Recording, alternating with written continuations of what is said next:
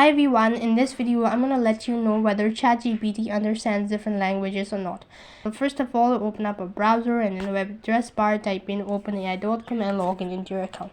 So ChatGPT is primarily trained on English language data and excels at understanding and generating text in English. However, it can also understand and generate text in other languages to some extent, especially languages that share similarities with the English or for which there is specific amount of parallel data available for pre-training.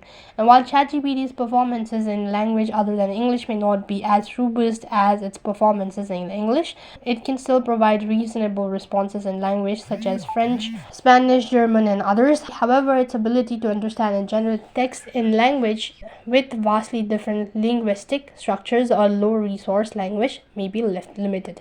Now, for tasks requiring high accuracy and fluency in a specific language, it is often benefited to fine-tune the model on data in that language or use specific model translates specifically for that language.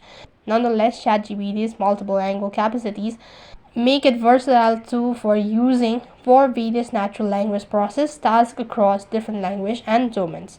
So that's it for this video. I hope the video was helpful. Make sure to like, share and subscribe to our channel. Thank you for watching. See you in the next video.